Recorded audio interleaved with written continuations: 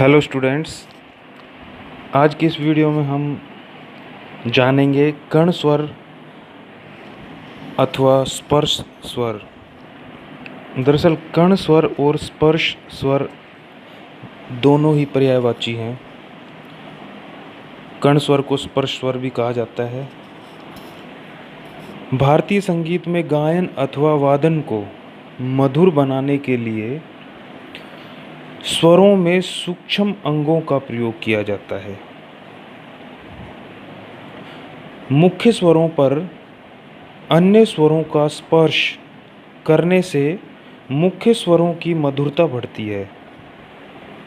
तो यहाँ पर जो है मुख्य स्वर और कर्ण स्वर को जो है अलग अलग किया गया है, यानी कि जिस स्वर पर हम रुके हुए हैं वो है मुख्य स्वर, और उस रुके हुए स्वर से हम दूसरे स्वर को स्पर्श करते हैं, गले से टच करते हैं केवल, तो वो स्पर्श स्वर है। तो इन दो पंक्तियों से ये जाहिर होता है।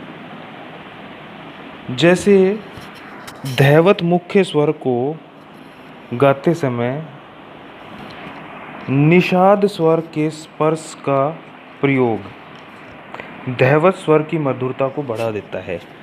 तो आप इसमें देख सकते हो कि इन्होंने ये उदाहरण दिया है धैवत स्वर का, और धैवत निषाद के पास वाला स्वर है, तो मुख्य स्वर धैवत मान करके और यहाँ से निषाद स्वर को केवल स्पर्श किया है, तो ये यहाँ से धैवत की सुंदरता बढ़ा देता है, निषाद कर्ण स्वर बन करके। ठीक है। स्पर्श स्वर को कर्ण स्वर भी कहता है, जैसे कि मैंने अभी बताया था आपको। यह स्वर गले के तैयार होने पर ही सरलता से निकलता है। निकलने का अर्थ है मतलब इस स्वर का प्रयोग किया जा सकता है, यानी बहुत अभ्यास के बाद इस स्वर का प्रयोग हो पाता है। कर्ण स्वर को लिखने के लिए मुख्य स्वर पर लिख दिया जाता है, यानी कि ऊपर का अर्थ है कि उस को छोटे रूप में,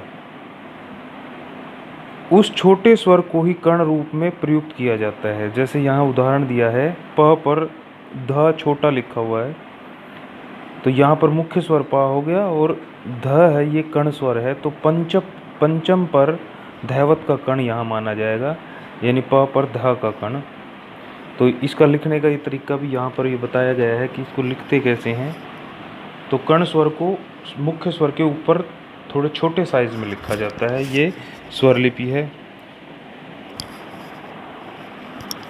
कर्ण एक अलंकारिक स्वर है।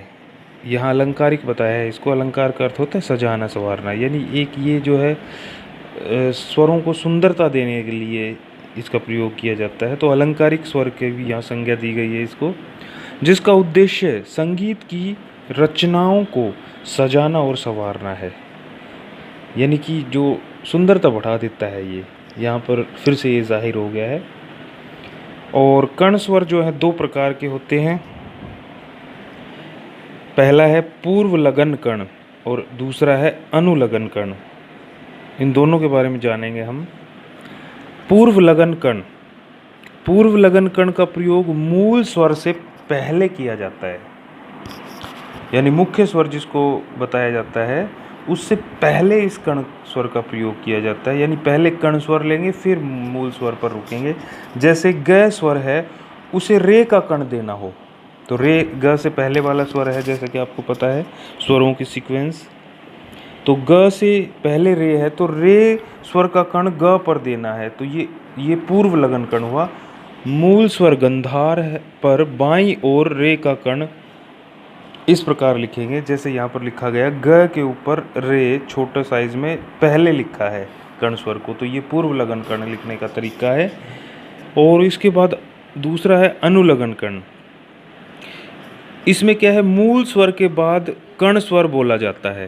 प्रैक्टिकली देखिए तो पहले मूल स्वर फिर जो है कर्ण स्वर बोलते हैं, और इसको जो है जैसे ग मूल स्वर है और म का कर्ण देना है, तो पहले ग लिखेंगे, बाद में मैं का कर्ण रूप में छोटा साइज का जो है म और ग के ऊपर लिखेंगे, जैसे यहाँ लिखा हुआ है। और गंधार स्वर पर मध्यम का कर्ण हो गया ये। तो थ्योरिकल रूप से इसको लिखेंगे इस प्रकार। तो कर्ण स्वर का जो प्रयोग करने के लिए गाने में कुशलता आनी चाहिए, नहीं तो राग बिगड़ सकता है। अर्थात जो अभ्यास जिसका जितना अधिक होगा वो उतनी ही सरलता से इसको कर्ण स्वर का प्रयोग कर सकता है, और जिसका कम अभ्यास है तो कर्ण स्वर का प्रयोग करने में असमर्थ होता है गायक, तो उससे राग का जो स्ट्रक्चर भी बिगड़ने का खतरा रहता है। तो ये इंस्ट्रक्शन है शास्त्रीय संगीत के अंतर्गत कि पहले अभ्यास अच्छा हो, इस कर्ण स्वर के लिए तैयार हो गला। तो ये कर्ण स्वर की परिभाषा और इसके दो प्रकार हैं, और एग्ज़ाम में ये वही छोटी परिभाषाओं के रूप में आता है। ये क्वेश्चन 6 नंबर के एक क्वेश्चन में 2 या 3 परिभाषाएं जब पूछी जाती हैं तब ये क्वेश्चन दिया जाता है।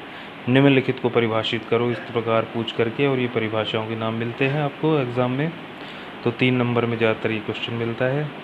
तो ये कर्ण अथवा स्पर्श स्वर की परिभाषा और उसके प्रकार। आज के लिए इतना ही। धन्यवाद। आपका दिन शुभ हो।